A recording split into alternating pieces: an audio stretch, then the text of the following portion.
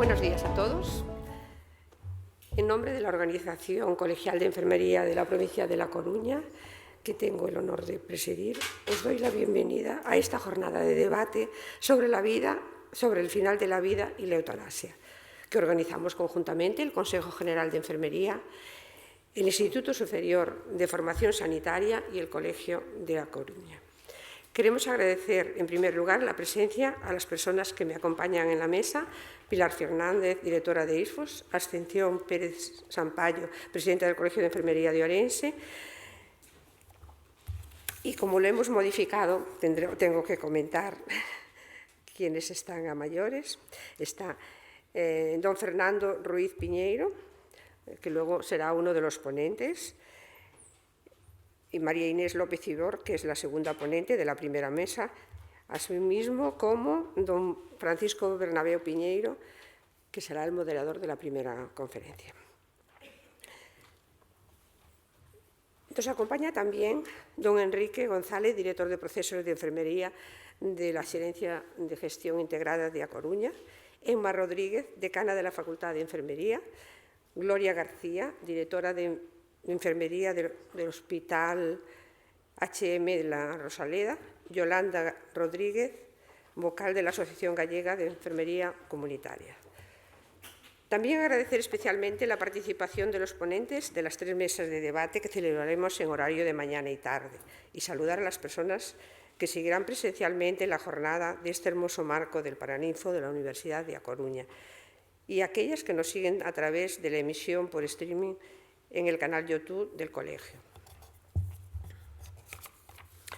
A ISFOS, que ha hecho posible que estas jornadas tomaran forma en nuestra ciudad, en especial a su directora Pilar Fernández. Permítanme una reflexión de un profesional de la salud sobre la materia que a lo largo del día de hoy se va a debatir. Existe un debate social sumergido sobre la muerte y morir, que la sociedad debe abordar con serenidad, que nadie se vea obligado a vivir la vida si se ha convertido en una carga imposible de soportar. No hay mayor libertad para una persona que decidir cómo vivir y también cómo morir.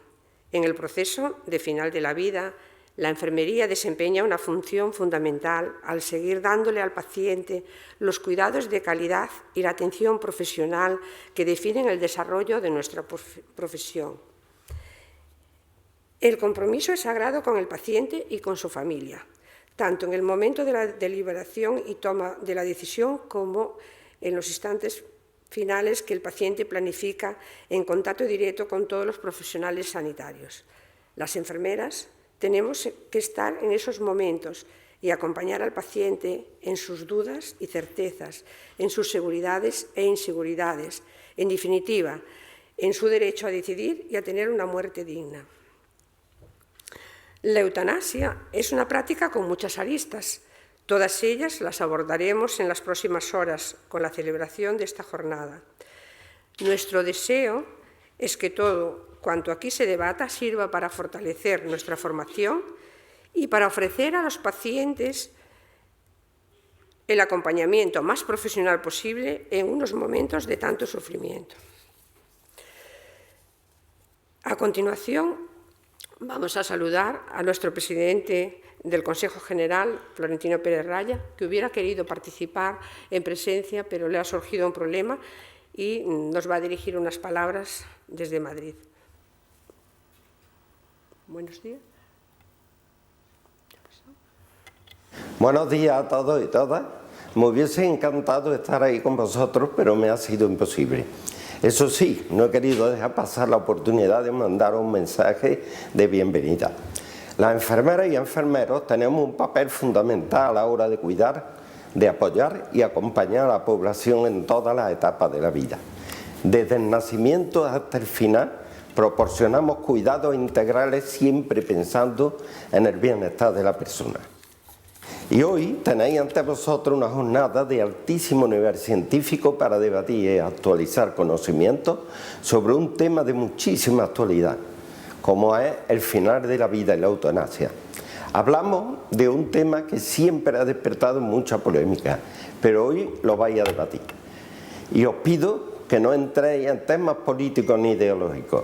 Hoy vais a hablar de las personas y de la necesidad de estudiar cada caso sin generalizar. Hace ya 2 años desde que se aprobó la ley que regulaba la eutanasia y es fundamental que las enfermeras y enfermeros conozcamos cómo afrontar esta normativa y sepamos enfrentarnos a estos casos. Asimismo, debemos ser considerados como profesionales referentes durante el proceso de eutanasia porque son las enfermeras, sois vosotras y vosotros, quienes termináis administrando estos fármacos. Las instituciones responsables no pueden darnos la espalda en un proceso como este, en el que sabéis que se trabaja en equipo y es fundamental. De hecho, hace una semana tuvimos conocimiento de que el Ministerio de Sanidad y las comunidades autónomas están trabajando ya para incluir a las enfermeras de referencia en el manual para la aplicación de la eutanasia.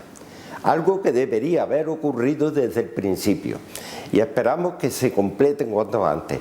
No entendemos que se nos deje de lado en algo de tantísima relevancia como esta. Las enfermeras estamos, como he dicho antes, en todas las etapas de la vida. Por eso mismo debemos ser parte también en el acompañamiento del paciente y de la familia, antes, durante y después del proceso de eutanasia. Desde aquí aprovecho para pedir una vez más que se cuente con nosotros, con los comités de bioética de los colegios provinciales de enfermería y, como no, también con el Consejo General de Enfermería como órgano regulador de la profesión. Y sin más me despido y deseo que se aclaren conceptos y dudas para que se genere un debate sano en este interesante encuentro. Muchas gracias y éxito en la jornada. Muchas gracias. A continuación, tiene la palabra la directora de ISFOS, doña Pilar Fernández, que nos va a decir unas palabras. Gracias, presidenta. Buenos días a todas y a todos. Y bienvenidos a esta jornada que no nos va a dejar indiferentes a ninguno de nosotros. Enfermería es una filosofía de vida. Compartimos la salud, la enfermedad, el sufrimiento y la muerte de todas las personas. Estamos ahí siempre, en todas partes. Debemos empoderarnos, debemos formarnos. Somos una profesión eminentemente social. ¿Qué quiero decir con esto? Que tenemos que estar en la actualidad de lo que ocurre en nuestra sociedad. Por ello, sin entrar en más preámbulos, hoy hemos querido con el Colegio de La Coruña, a quien quiero agradecer de manera especial porque la presidenta Inés y todo su equipo desde hace mucho tiempo querían abordar este tema que causa una gran preocupación entre las enfermeras y los enfermeros en el ámbito del ejercicio tanto en primaria como especializada. El tema de la muerte nos preocupa y nos ocupa y es una cultura que abordarán también en distintas mesas a lo largo del día de hoy. Quiero decir con esto que nosotros vamos a hablar de un tema, como he dicho, muy controvertido, como ha dicho nuestro presidente, pero lo vamos a tratar con sumo respeto, analizando las posturas y, sobre todo, debatiendo el papel fundamental que tenemos las enfermeras y los enfermeros en el proceso del final de la vida y la eutanasia. No se puede frivolizar en este tema. Estamos cerca de los pacientes, como he comentado anteriormente, en todas las etapas y, por supuesto, al final de ella, con muchísimos más motivos. Nos encargamos de cuidar y dar el apoyo esencial cuando las personas están en los últimos días. Por eso es imprescindible contar con nosotros en todo este proceso. Hemos querido abordar, como he dicho, desde una perspectiva interdisciplinar, el final de la vida y la eutanasia. Contaremos en esta primera mesa para ubicarnos en el tema con dos personalidades muy importantes, como son don Fernando Ruiz Piñeiro, que es presidente de una sala de la Audiencia Nacional, magistrado, y la doctora María Inés López Ibor, que es catedrático de psiquiatría, que suficientemente conocida por todos nosotros. Pero vamos a abordar en esta primera mesa de debate la eutanasia y suicidio, los aspectos legales y psicológicos. Sí os invito a participar activamente, porque al principio de la jornada estamos todos muy calladitos, pero es importante que todas las dudas, aunque nos parezcan sin importancia, nosotros somos enfermeras y enfermeros, por lo tanto, no somos ni abogados ni psiquiatras y debemos abordarlo desde nuestros conocimientos. Somos los mejores cuidadores, pero en otros aspectos, pues por eso queremos estar aquí con personalidades de estas características.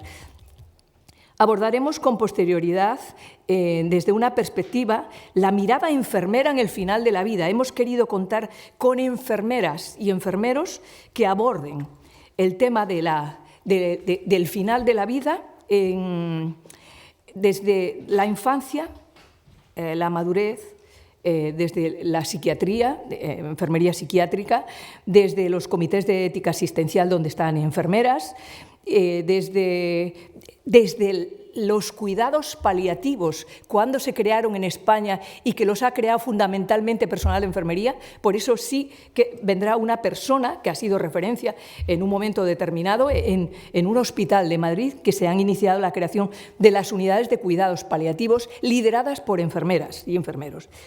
Y luego tenemos una mesa muy social, muy diferente, en la cual concluiremos la jornada con el final de la vida desde un punto de vista sociocultural, desde el punto de vista antropológico, desde el punto de vista de la terapia, desde el punto de vista de la formación y qué se enseña a los estudiantes, y concluiremos con la presencia del presidente de CONELA para que nos cuenten cómo está el tema de una patología tan problemática como es el ELA y cómo se sienten los pacientes de ELA ante el final de la vida. Les cuidamos suficiente, se les apoya lo suficiente. Todo esto y mucho más, y yo no voy a entrar en más debates, daros las gracias a todas y a todos por vuestra presencia y dejaros con los que realmente saben. Las enfermeras y enfermeros tenemos que formarnos, tenemos que saber abordar con profesionalidad y con conocimiento de causa las decisiones que tomemos en el ejercicio de nuestra vida profesional.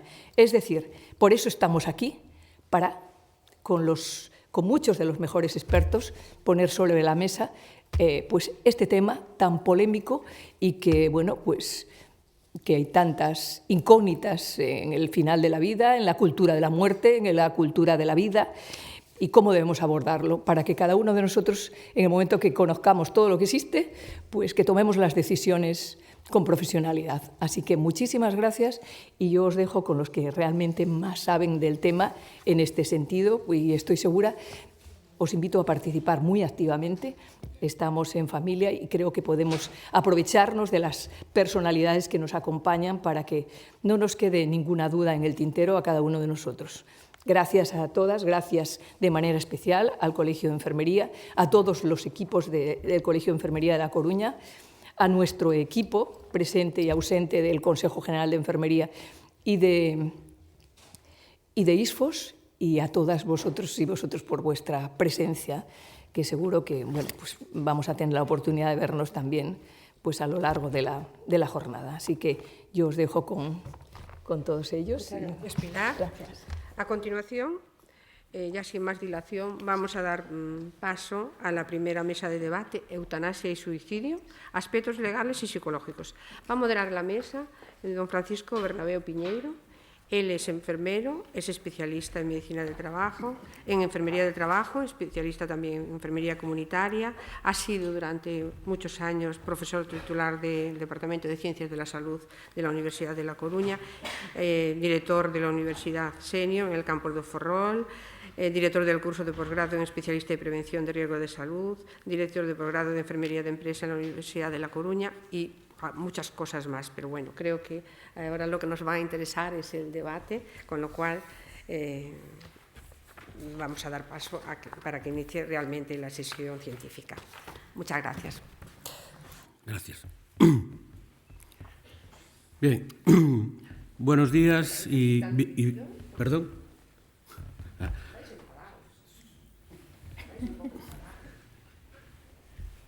queráis. Sí, sí, pues podemos juntarnos. Sí, vengo yo para aquí también, no hay problema.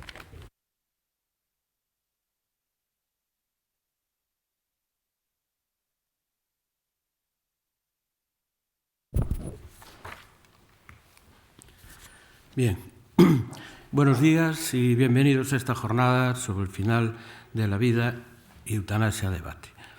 En esta primera mesa, como han dicho anteriormente, se van a tratar la eutanasia y el suicidio con sus aspectos legales y psicológicos y los aspectos psicológicos en el paciente terminal.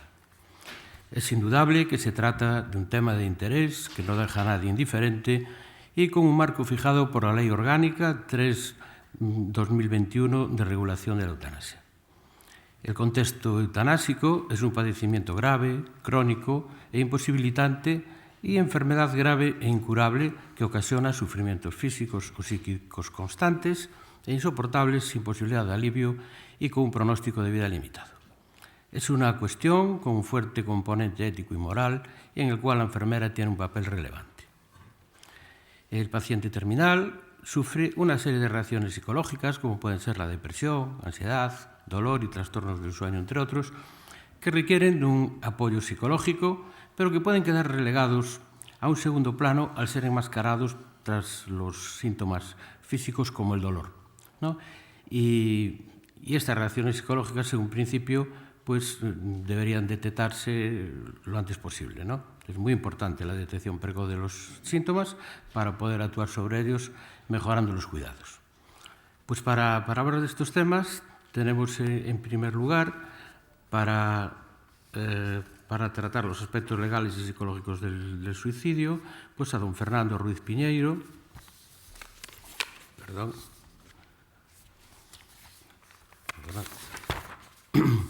que es licenciado en Derecho, es magistrado, presidente de la sección octava de la Sala de lo Contencioso Administrativo de la Audiencia Nacional, ha ocupado distintos cargos judiciales en Canarias y el País Vasco, jefe del Servicio de Inspección del Consejo General del Poder Judicial, magistrado del Gabinete Técnico del Tribunal Supremo durante el año 2012, presidente de la Comisión Arbitral del País Vasco, Comisión de Videovigilancia y Libertades y de la Junta Electoral de la Comunidad Autónoma, presidente del Tribunal Superior de Justicia del País Vasco durante 6 años. Ha sido director de distintos cursos jurídicos, ponente en cursos y jornadas y tiene varias publicaciones, entre las cuales están las medidas cautelares en la jurisdicción del contencioso administrativo, publicado en 2001 y 2008, el derecho de reunión, la revisión judicial de calificación registral y muchas ponencias, comunicaciones y artículos en diversas publicaciones jurídicas.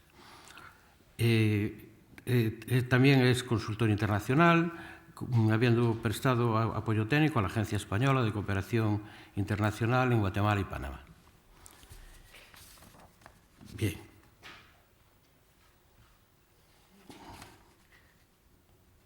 Bien, pues vamos a dar ya paso, antes de presentar al otro ponente, vamos a dar paso a don Fernando Ruiz Piñeiro para que nos hable sobre el tema.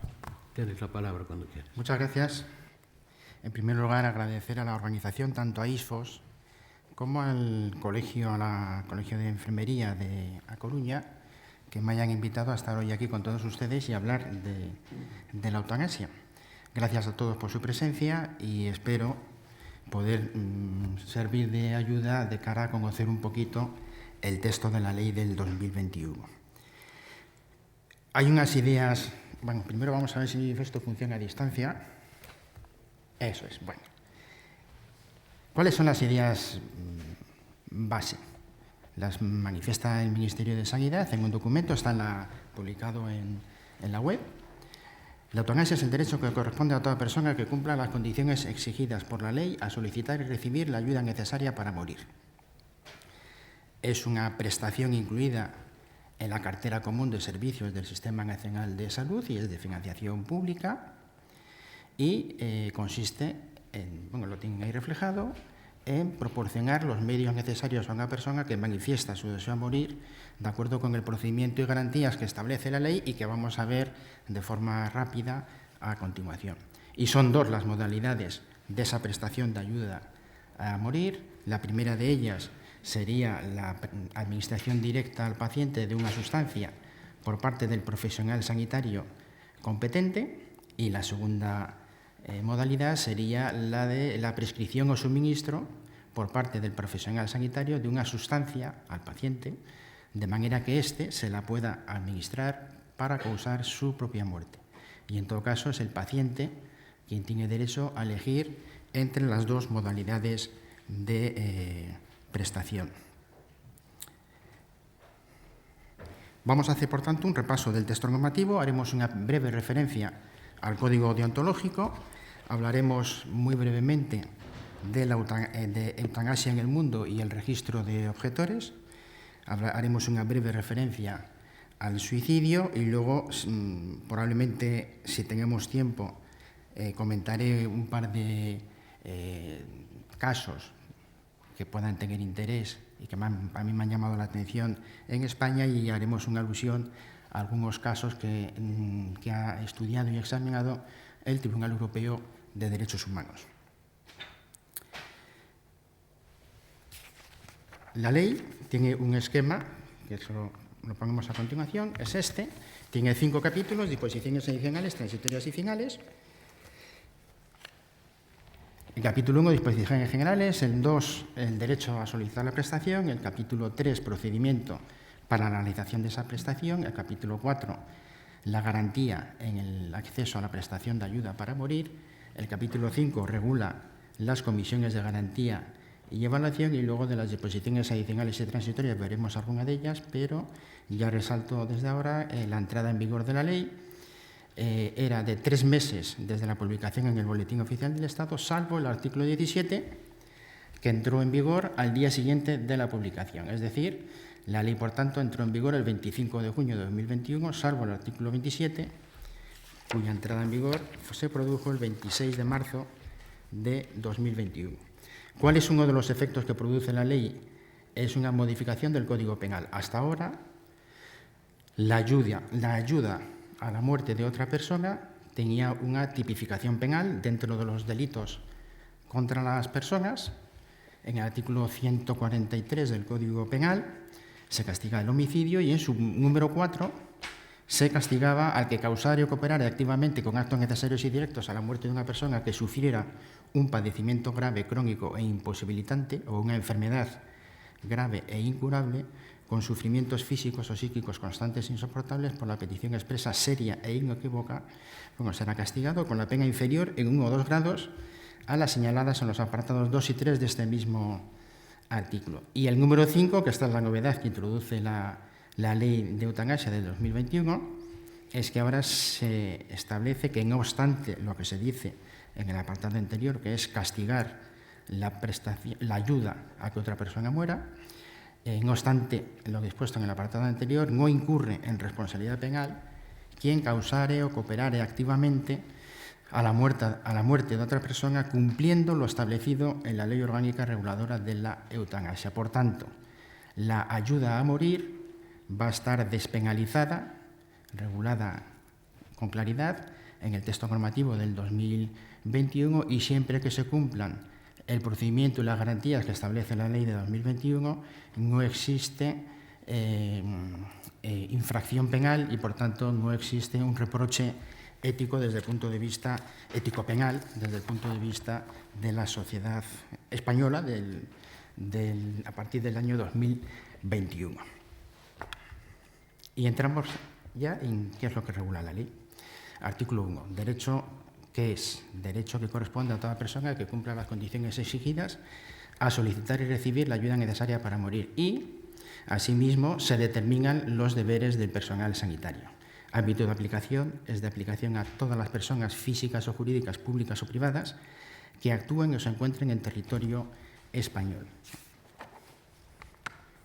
No es, por tanto, necesario que sea un español nacional quien solicite la eutanasia, basta con que sea una persona que resida en España durante un plazo determinado que se prevé en el indicado precepto. Por tanto, basta la residencia en España durante un tiempo concreto que veremos en su momento. Si tienen ustedes interés, ampliaremos ese dato. Se contiene un total, en el artículo 3, de 8 definiciones de prestación de ayuda a morir, la definición de consentimiento informado, la definición de qué es un padecimiento grave, crónico e imposibilitante, que hace referencia a una serie de limitaciones que inciden directamente sobre la autonomía física y actividades de la vida diaria. Se regula qué es una enfermedad grave e incurable, qué es médico responsable, qué es médico consultor, la objeción de conciencia sanitaria con la previsión de que se cree en cada una de las comunidades autónomas un registro de objetores de conciencia y, por último, la prestación de ayuda a morir con sus dos modalidades que hemos visto antes. La primera de ellas, que era la administración directa al paciente de una sustancia por parte del profesional sanitario, y la segunda, que es la prescripción o suministro al paciente por parte del profesional sanitario de una sustancia de manera que éste se la pueda administrar a sí mismo para causar su propia muerte. Y luego se alude a un determinado supuesto, que son los de la situación de incapacidad de hecho y cuando estamos en esta situación. Capítulo 2, derechos de las personas a solicitar la prestación de ayuda para morir y requisitos. Artículo 4, derecho a solicitar la prestación. Se reconoce el derecho de toda persona a solicitar y recibir la prestación de ayuda a morir. Ahora sí se constituyó como un derecho, y lo dice el preámbulo de la ley, en el que se dice que la ley introduce en nuestro ordenamiento jurídico un nuevo derecho individual, como es la eutanasia. Y resalta el preámbulo de la ley que la eutanasia conecta con el derecho fundamental de la vida y tiene una relación directa con otros bienes y derechos protegidos constitucionalmente, que son la integridad física y moral de la persona, del artículo 15, la dignidad humana, artículo 10, el valor superior libertad, que está en el primer artículo de la Constitución, en el artículo 1 de la Constitución española, conecta también con la libertad ideológica y de conciencia o el derecho a la intimidad de la persona. Los requisitos, lo veíamos antes y ahora nos detenemos un poco más en ello. Los requisitos son los siguientes. Primero, tener la nacionalidad española o residencia legal en España, o certificado de empadronamiento que acredite un tiempo de permanencia en territorio español superior a 12 meses. Tener mayoría de edad y ser capaz y consciente en el momento de la solicitud. Por tanto, no solo se trata de una prestación para españoles residentes en España, sino para personas que residan en territorio nacional y lleven, como dice el precepto, o bien que tengan la residencia legal en España, o bien que residan en España de facto durante un periodo superior a 12 meses.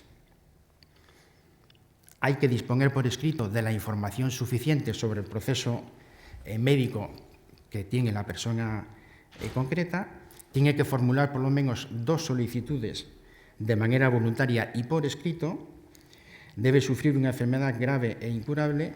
Debe prestar un consentimiento por escrito, informado previamente. Y esos son los 5 requisitos que se prevén: nacionalidad o residencia, disponer por escrito la información, 2 solicitudes, la enfermedad grave e incurable y la prestación del consentimiento. En el artículo 6 se recogen ya los requisitos de la solicitud en concreto, que resumo yo en pantalla, como ven ustedes, por escrito y en presencia de profesional sanitario. ¿Qué nos dice el artículo 6? Pues efectivamente que la solicitud de la prestación de ayuda a morir debe ser realizada por el paciente por escrito, dejando por tanto constancia de ello, y esa petición, que debe ser documentada por escrito, debe también ir refrendada o firmada en presencia de un profesional sanitario.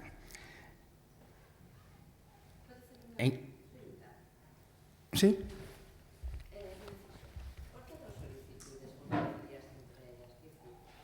Si la persona solicita una vez, ¿por qué hay que esperar 15 días y tiene que volver a solicitar? ¿No es un poco complicar el proceso? Bueno, yo creo que lo que está, plasmando el legislador en la norma es que el proceso de solicitud y prestación de la ayuda a morir tiene que ser un proceso meditado. Por eso se establece que hay 2 solicitudes con 2 procesos deliberativos. Es decir, lo que se pretende evitar es que sea una petición poco pensada o poco madurada por parte del paciente y que tenga tiempo suficiente para tomar una decisión pues seria, inequívoca, sin género de dudas, en manifestar cuál es su voluntad real y digamos, poco cuestionable en cuanto a esa solicitud que ha formulado. Porque efectivamente tiene que hacer primero una solicitud, tiene que hacerla por escrito, tiene que firmarla también un profesional sanitario. Y resalto lo de profesional sanitario porque no pide que sea un médico quien firme la solicitud, habla del profesional sanitario. Y luego, si se produce una denegación y tal, hay un procedimiento específico, pero una vez que y pasamos ya al siguiente el procedimiento, como verán ahí, es solicitud. Hay una entrevista del médico y, por tanto, lo que llama la ley un proceso deliberativo sobre el diagnóstico del paciente. Una vez que se produce ese proceso, una vez que se tiene lugar el proceso deliberativo, hay una segunda solicitud al médico responsable, que retoma con el paciente, dice la ley, retomará con el paciente solicitante el proceso deliberativo. Es decir, el médico vuelve a tener una entrevista o un proceso deliberativo con el paciente por segunda vez. ¿Cuál es el objeto? El objeto yo creo que es, lo dice aquí, dice al objeto, la segunda, al objeto de atender el médico en el plazo máximo de 5 días cualquier duda, necesidad de ampliación de información que se le haya planteado al paciente tras la información proporcionada después de la primera solicitud. Claro, hay que ponerse también un poco en el lugar del paciente. El paciente recibe una información de su proceso médico, de la posibilidad que tiene de solicitar la prestación de ayuda a morir y en qué consiste. Se le deja un tiempo de maduración de toda la información que recibe y por eso luego hay un segundo proceso. Es el médico, él tiene que formular segunda solicitud, el médico vuelve a estar con él para afianzar que es una decisión que ya está pensada por el paciente y tiene una decisión firme de solicitar la prestación y, como veremos, tiene que haber un consentimiento informado que también conste por escrito de la solicitud de prestación de la ayuda a morir. Y además vamos a ver que hay más controles. Por supuesto, el paciente puede retirar esa solicitud, desistir en definitiva de la solicitud en cualquier momento del proceso. El médico responsable consulta, después del segundo proceso, el médico responsable consulta con el médico consultor, es decir, le traslada el caso al médico consultor, que redacta un informe, pudiendo además, de hecho, examina la historia clínica y examina al paciente, el médico consultor, y realiza un informe, redacta un informe. Si el informe es desfavorable, el paciente puede recurrir ya directamente a la Comisión de Garantía y Evaluación y si el informe del médico consultor es positivo, se pasa a una fase de control previo por parte de la Comisión de Garantías. Es decir, primera solicitud, proceso deliberativo, segunda solicitud, proceso deliberativo, médico consultor que tiene que hacer un informe favorable y de ahí se pasa al Consejo de Garantías y Evaluación, que tiene un profesional médico y un jurista, que son los que van a verificar si a su juicio concurren los requisitos y condiciones establecidas para el correcto ejercicio del derecho a solicitar y recibir la prestación de la ayuda a morir. El médico y el jurista lo que hacen es emiten un informe. Si es desfavorable, volvemos otra vez a las posibilidades de impugnación y no sé qué. Si se deniega, si se confirmara la tesis desfavorable, cabría acudir a un recurso contencioso administrativo, por tanto, el tema iría a los tribunales de justicia, pero si el informe es positivo, ese mismo informe ya sirve de argumentación para que la decisión de la Comisión de Garantía sea una decisión favorable y, por tanto, autorice la prestación de en este caso, de la ayuda a morir.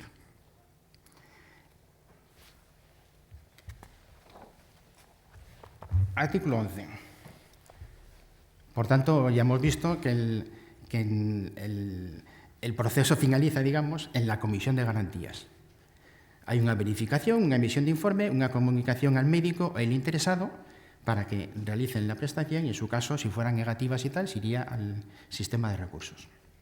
¿Cómo se realiza la prestación de ayuda a morir? Una vez recibida la resolución positiva de la Comisión de Garantías, la realización de la prestación de ayuda para morir debe realizarse, dice la ley literalmente, con el máximo cuidado y profesionalidad por parte de los profesionales sanitarios, con aplicación de los protocolos correspondientes, que contendrán además criterios en cuanto a la forma y tiempo de realización de la prestación. Recordamos que eran las dos modalidades. La primera, que es que el médico directamente realiza, administra la sustancia que sea para provocar la muerte, y la segunda, que es la prescripción o facilitación del medicamento correspondiente para que sea el paciente quien lo haga. Y por último, una vez que está ya realizada la prestación, es decir, una vez que la persona ya ha fallecido, se tiene que dar cuenta con una serie de documentación que la ley establece en el artículo 12, que es la comunicación a la Comisión de Garantías, para que la Comisión de Garantías compruebe que efectivamente todo el procedimiento ha cumplido con las garantías y requisitos que marca la ley. Solo siguiendo de forma puntual o escrupulosa lo que dice la ley es como se puede, digamos, evitar que haya un conflicto jurídico, penal además, por ayuda a morir que no ha cumplido con estas garantías. Porque, como veíamos antes, el incumplimiento de las garantías de la ley lo que va a provocar es que haya una investigación penal por la posible comisión de un delito que está tipificado en el Código Penal. La garantía en el acceso a la prestación, muy rápido, la ley tiene 4 preceptos que hablan de la garantía del acceso a la prestación de ayuda a morir, que está incluida en la cartera común de servicios del Sistema Nacional de Salud. El artículo 14, prestación de los servicios por los servicios de salud, debe ser en centros sanitarios públicos, privados o concertados, o en el domicilio del paciente. En todo caso, se protege la intimidad y confidencialidad. Dice la ley que se adoptarán medidas necesarias para asegurar la intimidad de las personas solicitantes de la prestación y la confidencialidad de todo el proceso. Y por último, en el artículo 16 se regula la objeción de conciencia de los profesionales sanitarios. Dice el artículo 16 que los profesionales sanitarios directamente implicados en la prestación de ayuda para morir podrán ejercer su derecho a la objeción de conciencia, que el rechazo negativo a realizar la citada prestación por razones de conciencia es una decisión individual del profesional sanitario directamente implicado en su realización, la cual deberá manifestarse anticipadamente y por escrito. Y las administraciones sanitarias crearán un registro de profesionales sanitarios objetores de conciencia. Bueno, luego en el debate probablemente volvamos sobre el tema, porque yo creo que esto sí tiene cierto interés para ustedes. Y por último, ya en la ley lo que hace es, en el capítulo 5, pues regula la Comisión de Garantías y Evaluación, que bueno, regula cómo es la composición, regula cuáles son sus funciones y el deber de secreto que se tiene por parte de los que componen esa comisión de, digamos, deber de secreto sobre todos los procedimientos de los que tiene conocimiento la comisión. ¿Qué dice la disposición adicional primera? Y por eso la recojo, porque establece que la muerte como consecuencia de la prestación de ayuda para morir tendrá la consideración legal de muerte natural. Es decir, que no va a constar en nada distinto a muerte natural de la persona en el correspondiente registro. Y en la sexta, que también la resalto, se habla que con el fin de asegurar la igualdad y calidad asistencial, digamos que da 2 deberes pendientes para las administraciones. Uno primero es que debe haber un manual de buenas prácticas para la prestación de este servicio y además se deben elaborar protocolos para que los profesionales tengan claro cuál es el mecanismo y bueno, cuál es un poco el quehacer diario de su trabajo.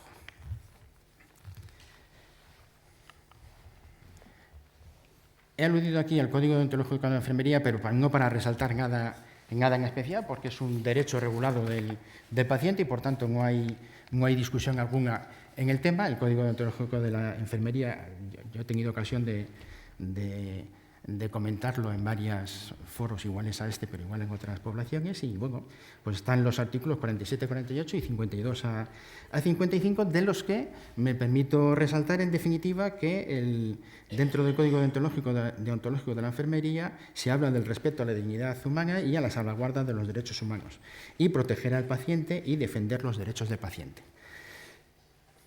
Bien, y luego está la Ley 41/2002, en los que se regula el respeto de la autonomía del paciente, los artículos 8 a 13, como recojo ahí, el consentimiento informado, cuáles son sus límites y el consentimiento por representación, cuáles son las condiciones de la información que se da al paciente y cómo es el proceso del consentimiento informado por escrito, cuáles son las instrucciones previas. Bueno, no me voy a detener, salvo que ustedes quisieran entrar en este tema, y luego cuál es, regula el artículo 13, el derecho a la información para la elección de médico y de centro.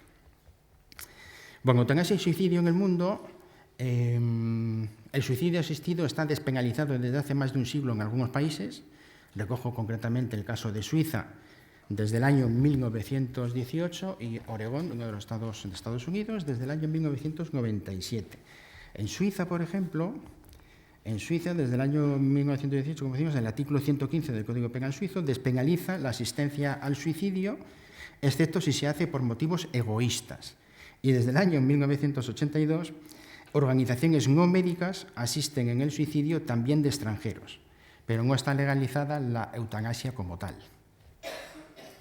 La primera ley de eutanasia es de Países Bajos, de abril del 2002, y Bélgica en septiembre del 2002. Y el último que yo haya visto que ha, digamos, regulado la eutanasia es Portugal, con un decreto del presidente portugués de mayo del 2023, del mes pasado, que está pendiente de aprobación, el reglamento correspondiente. Y hasta que no esté el reglamento, si no he entendido mal la legislación portuguesa, hasta que no se apruebe el reglamento no se puede, digamos, dar efectividad a lo previsto por el decreto de aprobación de la eutanasia.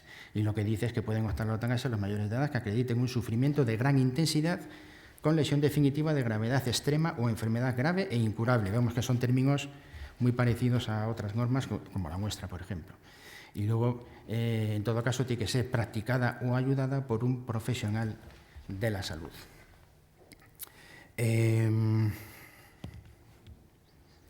Antes de ir al suicidio, y en función de cómo vaya de tiempo, 2 minutos. 2 minutos y terminamos con el suicidio. 2 minutos porque quería hacer una breve referencia a lo que les comentaba del Tribunal Europeo de Derechos Humanos y 2 casos en España recientes. En el Tribunal Europeo de Derechos Humanos he recogido 5 sentencias. Empezamos por una de abril del año 2002, el caso Preti contra Reino Unido. La demandante estaba en fase terminal de esclerosis lateral amiotrófica y quería que su marido la ayudase a morir sin ser penalizado. Y el Tribunal Europeo, en este caso, el Convenio Europeo de Derechos Humanos, el artículo 2 regula el derecho a la vida, y el Tribunal Europeo lo que hizo, año 2002, es afirmar que el artículo 2 del Convenio Europeo de Derechos Humanos no confiere derecho a morir y que no puede exigirse una acción positiva del Estado de ayuda a morir, de conformidad con el Convenio Europeo de Derechos Humanos. En definitiva, tampoco se vulneraba, por no existir esa regulación del derecho a morir, una vulneración del artículo 3 del convenio, que es el que prohíbe los tratos inhumanos o degradantes. Esto era en el año 2002. En el 2011 está la sentencia de enero del 2011, el caso Haas contra Suiza, en el que el Tribunal Europeo dice que se ajusta al convenio exigir receta y examen médico para poder comprar una sustancia para suicidarse. Este era un supuesto en el que una persona, sin tener el examen médico correspondiente, en este caso era psiquiátrico, creo lo que se exigía en Suiza, quería poder ir a una farmacia o un sitio donde dispensan medicamentos y comprar una sustancia para, digamos, aplicarse esa sustancia y fallecer. Y acabó el tema en el Tribunal Europeo de Derechos Humanos, en los que el Tribunal, año 2011, lo que dice es que no hay un derecho a exigir que te den el medicamento sin cumplir unos requisitos previos, que en este caso era el examen médico favorable y que te den la receta al médico para que puedas comprar el medicamento, y que eso se ajusta a la normativa del Convenio Europeo de Derechos Humanos. Desde el supuesto del Tribunal Europeo, la sentencia de julio del 2012, Koch contra Alemania. En este caso, los tribunales alemanes lo que hicieron fue inadmitir el examen de fondo de una solicitud que era también que se le facilitara un medicamento para poder autoprovocarse la muerte.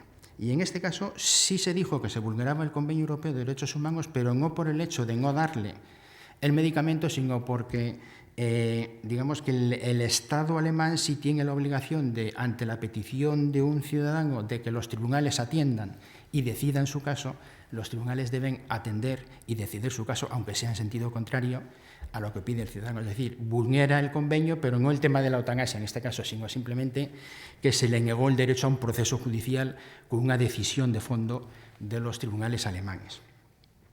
En mayo del 2013, el Tribunal Europeo de Derechos Humanos resuelve el caso Gross contra Suiza. En este caso sí dijo que se vulneraba el artículo 8 del Convenio Europeo de Derechos Humanos, que es el que regula el respeto a la vida privada, que sería parecido aquí al derecho a la intimidad de la persona. Y decía que se vulnera por no regular con claridad la eutanasia. Cuando se es permisivo, si se permite el suicidio asistido, debe darse seguridad. Este es el resumen que he hecho, pero ahora les explico el tema. En definitiva, ¿qué pasó en este caso? En este caso, en Suiza hay una regulación permisiva, lo veíamos antes. En Suiza lo que se hace es que se despenaliza la asistencia al suicidio, excepto en los casos de que se haga por motivos egoístas. Y entonces, ante la petición de una persona de que se siguiera un procedimiento, como no hay regulación, acabó siéndole denegada la prestación del medicamento. Él acabó en el Tribunal Europeo de Derechos Humanos, que lo que dijo fue: efectivamente hay una controversia muy fuerte dentro de los países miembros de la Unión, de unos lo regulan, otros no lo regulan, y bueno, no es un tema que esté, digamos, consensuado entre dichos países. Por eso, y lo que dice en definitiva es, pero cuando un país es permisivo con la ayuda al suicidio o regula la eutanasia, lo que tiene que hacer es regularlo de forma clara y que no ofrezca dudas. Es decir, lo que debe dar es seguridad jurídica a los ciudadanos para que sepan cuáles son los procedimientos para obtener del Estado esa prestación. Y por eso dijo que se vulneraba el convenio cuando sí tienes una permisividad en la ayuda al suicidio, pero no la tienes regulada de forma clara, de tal forma que no ofrezca dudas cómo se realiza esa prestación. Y por último tengo la sentencia del Tribunal Europeo de Derechos Humanos del 2015, en este caso era Lambert contra Francia. Era un caso en el que lo que se planteaba es si se puede suspender los tratamientos médicos que alargan la vida. El tribunal lo que dijo es también que debe darse un margen de apreciación amplio a los Estados, dado la falta de consenso que hay sobre esta materia, y vuelve a insistir en esta sentencia, junio del 15, en que es relevante que el marco jurídico que regula la ayuda al suicidio sea un marco jurídico claro y estable, y que los ciudadanos lo tengan, tengan claras cuáles son los requisitos y garantías del procedimiento. Y ya para finalizar, y siento haberme igual extendido más de la cuenta, del suicidio recojo lo que tienen en pantalla. El suicidio es la provocación intencionada de la propia muerte. El suicidio asistido se equipara a la segunda forma de eutanasia, la segunda modalidad de prestación de la eutanasia. El suicidio, según todos los datos, parece que aumenta ha aumentado desde la famosa pandemia del COVID. En 2021 ya eran 11 fallecidos por suicidio al día, que es un porcentaje, teniendo en cuenta que hay un porcentaje de suicidios muy alto que no acaban en fallecimiento, es decir, que son intentos de quitarte la vida, pero que no llegas a fallecer. Y de cada 4 suicidios, 3 son varones. El suicidio, de hecho, es la principal causa de muerte en España entre los 15 y los 29 años. En 2021 era la principal causa de muerte no natural en nuestro país y, además, se ha convertido, según noticias que están en los medios de comunicación, en un problema claro y constatable entre jóvenes y adolescentes. En menores de 15 años, en el año 2019 hubo 7 y en el 2020-21 se pasa a 14 y en el 2022 ya se situaba en 22. Y el 2023 no parece que vaya a ser, desde luego, menor al 2022. Y yo con esto igual finalice y quedo a disposición de todos ustedes por si quieren que algún comentario, que ampliar algo. Muchas gracias.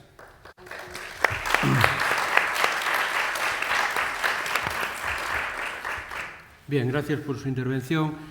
Vamos a dar paso ahora a la segunda parte de esta mesa y luego abriremos un turno de palabras sobre los temas que se han tratado en la misma. Vale. Bueno, pues a continuación, y para tratar los aspectos psicológicos del paciente, tiene la palabra doña María Inés López Ibor Alcocer. Es licenciada en Medicina y Cirugía, doctora por la Universidad Complutense de Madrid, médico especialista en psiquiatría. Es en la actualidad catedrática de Psiquiatría de la Facultad de Medicina de la Universidad Complutense de Madrid, presidenta del patronato de la Fundación Juan José López Ibor, vicepresidenta segunda del patronato de la Fundación Ortega Marañón.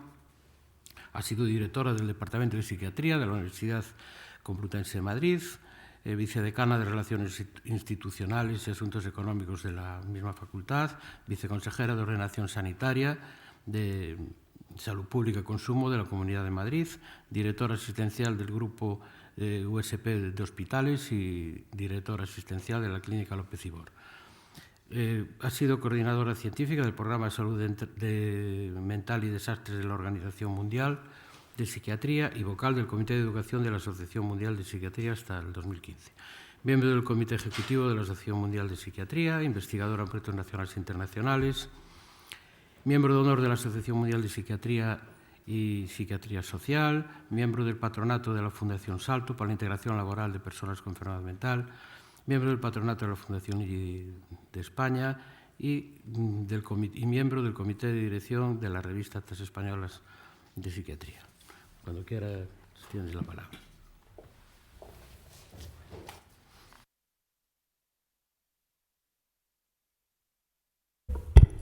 Buenos días a todos y, en primer lugar, agradecer a la presidenta del Colegio de Enfermería de La Coruña el haberme invitado, a Pilar, presidenta de ISFOS, a la presidenta del Colegio de Enfermería de Orense el estar aquí y a todos ustedes el acompañarnos esta mañana. Debo decirles que prepararme este tema me ha resultado particularmente difícil porque nos surgen muchas preguntas. A mí, desde mi especialidad como psiquiatra, pues muchas veces me paso parte de mi trabajo tratando de quitar uno de los síntomas más terribles que tienen mis pacientes cuando están muy graves, que es la pérdida de la esperanza, de esa espera, que piensan o llegan a pensar que la vida no tiene sentido y empiezan a tener ideas de suicidio, y lo que hacemos es tratar de ayudarles a que desaparezcan esos síntomas para que quieran seguir viviendo. Otra cosa es el final de la vida y la ley de la eutanasia, que es lo que nos ha explicado el magistrado y que realmente pues ahora ya es un derecho, está regulado y eso es así.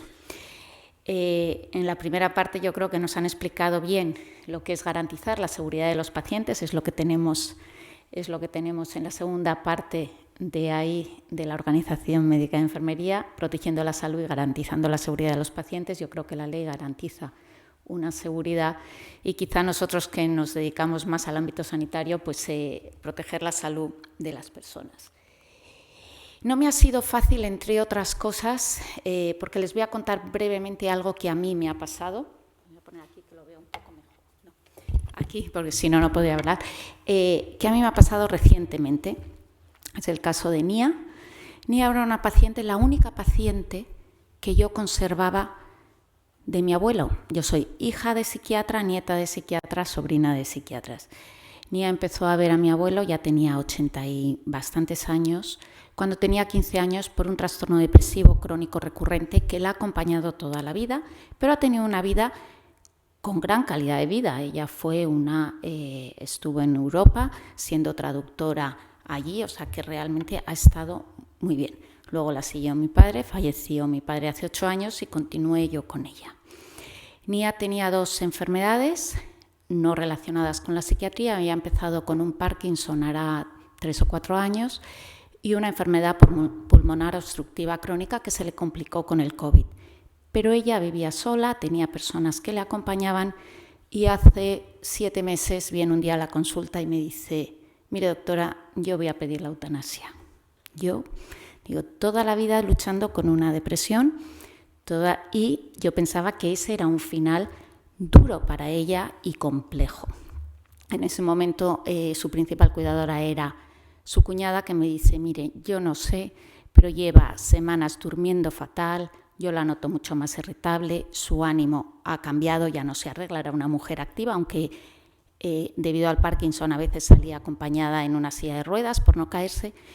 Y dije, bueno, primero vamos a conseguir que duerma porque ella tenía cierta carga de angustia y que venga a la consulta en 15 días. Todavía ella no había solicitado formalmente. Y empieza a dormir y vuelve a decir que lo quiere, pero no estábamos muy claros. Su médico de cabecera era objetor de conciencia, con lo cual la derivan a otro médico y entre medias, pues ella no lo dice, pero se encuentra mejor. Yo hago las sesiones telemáticamente y la veía mejor, más animada, hablaba de pues, que iba a llegar las Navidades, que iba a comprar unos regalos para su cuñada. Tampoco yo la veía con esa sensación de querer morir, sí querer dejar de sufrir. Y ahí estábamos y yo la tenía que ir a ver a su casa para hacerle un análisis de su capacidad de realmente poder solicitarlo, viendo si estaba o no deprimida, porque si estás deprimida tu capacidad de tomar esa decisión se ve mermada por una enfermedad que puede tratarse. Con no sé si buena o mala suerte, que al final no hubo que hacer nada. Esa misma tarde llama a su cuñada, que ha empezado con un proceso respiratorio agudo y que la lleva al hospital, donde ingresa y al cabo de unos días fallece de una neumonía. Pues yo pensando en ella, pues realmente, y en los que se quedan aquí, sobre todo que es su cuñada, pues tuvo la muerte que le correspondía en ese momento y ella no tuvo esa carga de sufrimiento. Pero a mí sí me ha quedado la sensación de, ¿y si no hubiera cogido una neumonía, qué hubiera pasado? Yo pues lo hubiera tenido que evaluar y ver si realmente podía o no podía consentir en ese momento, porque estaba deprimida y estaba recibiendo un tratamiento para la depresión. A lo mejor en 6 meses se le cura la depresión y si tiene esa capacidad o no la tiene. Pero obviamente mis ideas aparte, yo tenía que evaluar con criterios científicos su capacidad de consentir, me gustase o no me gustase la decisión que iba a tomar. Y después de eso, pues todo ese proceso lo has tenido que meditar. El magistrado nos decía que cuando alguien fallece por suicidio es una muerte natural, pero realmente nosotros, quizá como clínicos, entendemos que hay 5 formas de morir: una muerte natural, nuestras enfermedades, un accidente, un homicidio, aquellas personas que se quitan la vida y aquellas personas que solicitan la eutanasia. El concepto de eutanasia es ya antiguo, es la acción o la posibilidad de quitarse la vida, y fue Francis Bacon en 1605. Cuando nosotros hablamos desde el punto de vista de la psiquiatría, intentos de suicidio, hay muchas personas que realmente lo que hacen es tratar de quitarse la vida, pero a lo mejor sin quitarse la vida, sino de aliviar el sufrimiento. Y si hay alguien pues, que está muy angustiado y realmente hace un intento en el que él no piensa que quiere morirse, pero se muere, pues la muerte sería más bien accidental. De esto ya no voy a hablar porque nos han hablado, pero sí que hay un tema que yo le preguntaría al magistrado. Cuando nosotros prescribimos un medicamento para que el paciente se lo tome, ¿hay un plazo o lo puede guardar 1 mes, 2 meses, 1 año? Porque ha solicitado, porque tener también esa disposición del medicamento hasta que caduque en su casa, pues nos plantea problemas. Este es el protocolo en el que no me voy a de tener. Pero sí que nosotros como sanitarios pues muchas veces tenemos que evaluar esa capacidad, si el paciente expresa la decisión, si esa es razonable, si está basada en sus criterios racionales, que los ha pensado, lo ha meditado, comprende bien esos riesgos, beneficios, incluyendo los beneficios del tratamiento o del no tratamiento, y si comprende realmente todos esos aspectos de la decisión que va a tomar. Esto es lo que yo tenía en mente antes de ir a Veranía y era lo que yo tenía que evaluar y muchas veces no es muy fácil. También hay 2 preguntas que uno se hace. ¿Bajo qué circunstancias prolongar la vida no está legitimado? Eso sería el encarnizamiento terapéutico. ¿Y cuál es la capacidad del paciente en ese momento para tomar decisiones? Si el paciente lo ha expresado mucho antes y está bien, pues era su capacidad, pero a lo mejor decisiones que tomamos 5 años antes, pues si no nos las vuelven a preguntar, podemos cambiar de opinión cada día e incluso varias veces al día. El primer año he tratado de buscar datos del 2022, pero todavía no los he visto, pero en el primer año de la ley 180 personas lo solicitaron. La media de edad era alrededor de unos 60 años, el más joven tenía 41 y el mayor 77. Y todos tenían enfermedades muy largas. Este es un tema de debate muy complejo.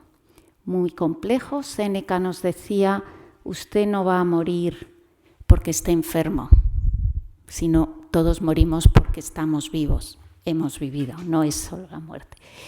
Pero él decía frases que están bastante en la mente de todos y quizá más relacionadas con la eutanasia, ¿no?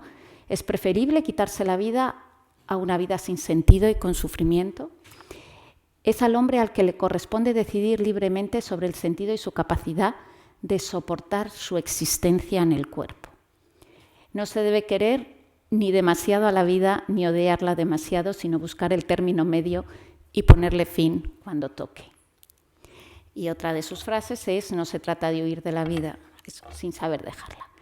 Pero llega Hipócrates de la misma época y nos dice que los médicos no podemos, y eso lo seguimos haciendo los estudiantes de medicina cuando terminamos la carrera en el acto de graduación, simbólicamente volvemos a hacer el juramento hipocrático y leemos todo esto. Y una de las cosas que leemos, no administraremos ningún fármaco ni ninguna medida a aquellas personas que quieran terminar con su vida, ni ayudaremos a nadie a que termine con su vida. Y con esto, pues desde los griegos llevamos 2000 y pico años debatiéndonos.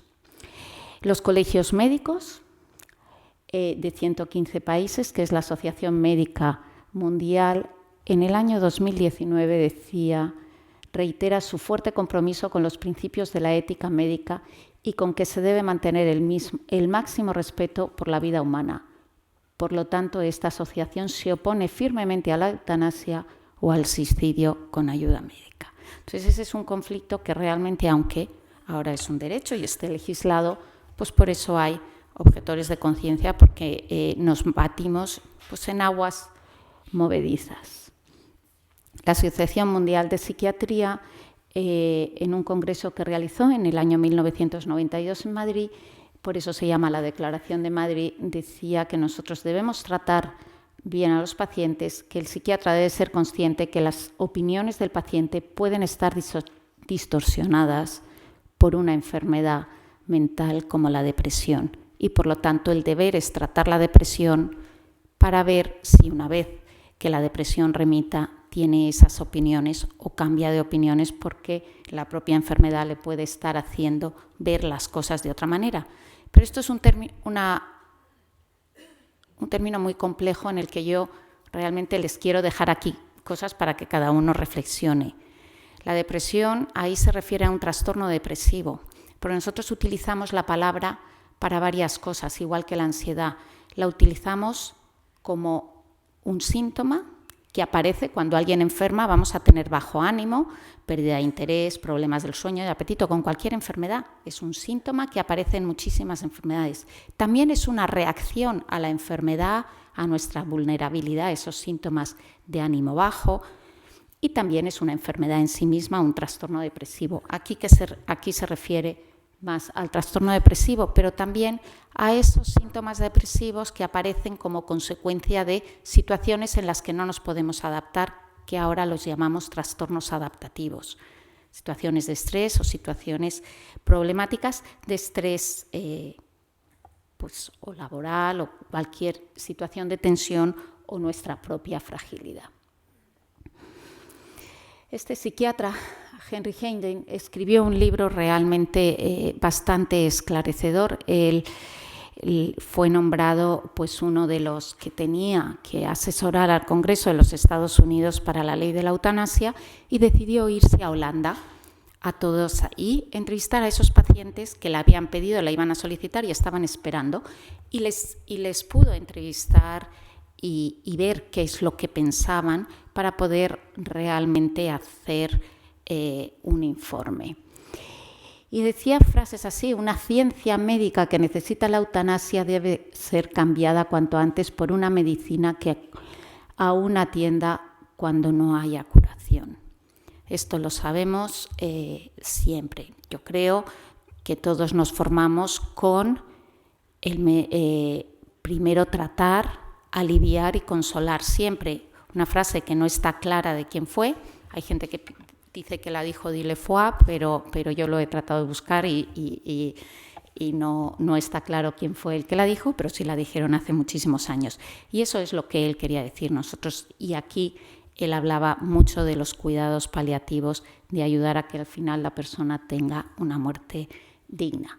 Él, en el libro Seducidos por la muerte, lo que encontró es que la gran mayoría de las personas que lo pedían en Holanda, en el año 2007, han pasado muchos años, muchos de ellos tenían síntomas psiquiátricos, muchos de ellos tenían incluso trastornos depresivos, y eso habría, y muchos desconocían que existían medidas para que los últimos momentos de tu vida no fueran de sufrimiento innecesario, que es lo que llamamos o lo que conocemos hoy en día por cuidados paliativos. Y él encontró que el 57% de las personas que lo solicitaban por entonces en Holanda era por la pérdida de la dignidad, el tener que ser cuidado, el tener que ser lavado, el tener que ser eso que hacen también las enfermeras o los enfermeros. El dolor, hoy en día no es lógico que nadie muera con dolor porque tenemos recursos suficientes para aliviar el dolor. El depender de otros o en algunos casos sí que era cierto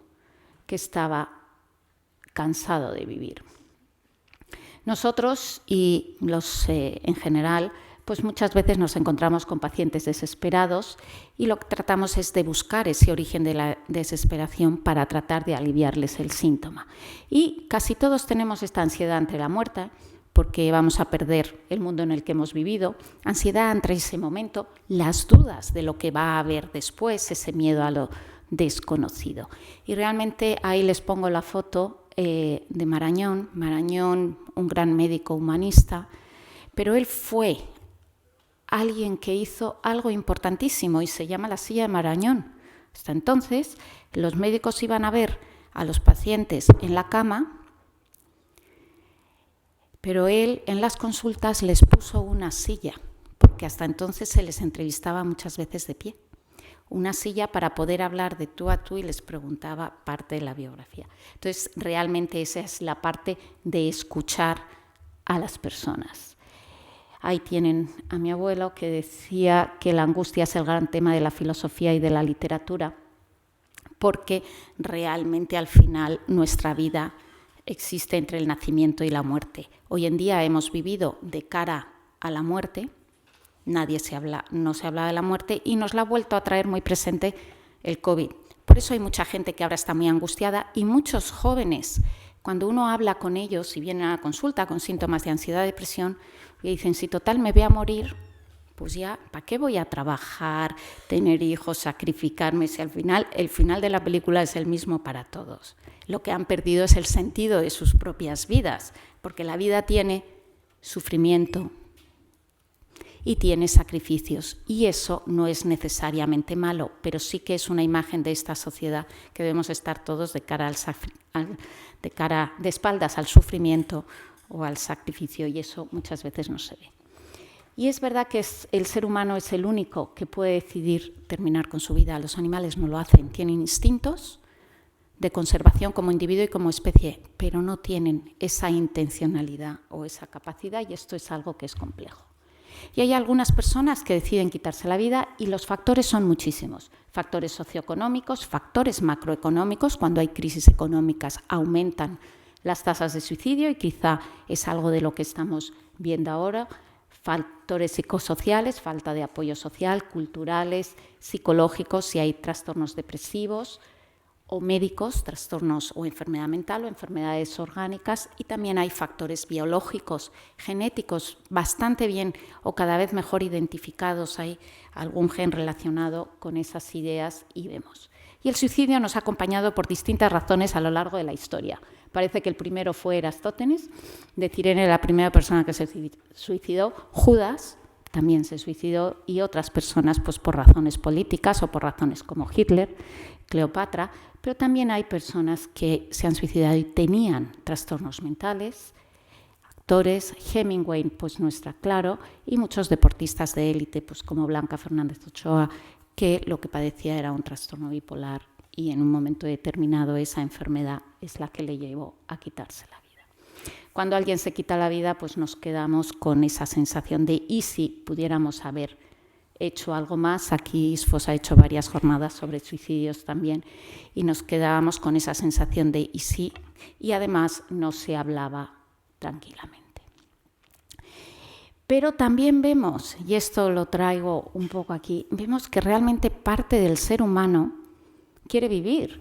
Las dos imágenes de arriba, pues la primera son de la pandemia, una es la de la pandemia, que realmente se hizo un gran esfuerzo para salvar a muchísimas personas y el personal de enfermería y los médicos trataron y las personas ahí vimos que querían vivir y cuando estaban muy enfermas lo que no querían era morir solas, o los niños de Colombia que han podido soportar 40 días, 4 niños con una vida ya complicada de antes, en la que probablemente además, viendo la historia, había abusos por parte del padre. Dicen, no lo sé, no se sabe, pero bueno, lo importante es que ellos han luchado 40 días, 40 noches por tratar de sobrevivir, o sea que forma parte del instinto de vida. Y al final, pues ¿qué queremos todos? Una muerte de calidad, una muerte acompañada, una muerte serena y tranquila. Porque además esto a mí me ha impactado, lo he descubierto hace poco. Parte del ser humano es el cuidado a otras personas, y yo creo que aquellos que tenemos vocación de cuidado, yo un poco, pero desde luego las que más tienen o los que más tienen es enfermería, pues viene ya de antes. En Atapuerca han descubierto a esta niña, bueno, no niña, porque es anterior a los neandertales, entre 150.000 y 500.000 años antes de Jesucristo. Era una niña porque parece que sus huesos eran más frágiles y la han identificado como niña. Le han puesto el nombre de Benjamina, que quiere decir la bien acompañada. Ella nació con un problema neurológico y las fisuras craneales se le suturaron muy pronto. El cráneo le fue creciendo y empezó a tener muchísimo retraso mental, simplemente por esa enfermedad neurológica. Vivió 12 años. Alguien la alimentó, alguien la cuidó. No la dejaron morir. Los animales hasta entonces, si alguien no iba a sobrevivir, no iba a poder tener descendencia, le dejaban en una esquina. Todos esos animales que nacían defectuosos los acompañaban, pero a ella no. Ella murió a los 12 años, es decir, ya desde entonces cuidaban a las personas, a los seres, o como los queramos llamar. ¿Por qué es importante este tema? Porque el 80% de las personas hoy en día fallecen en un hospital, y ahí es donde vamos a estar nosotros.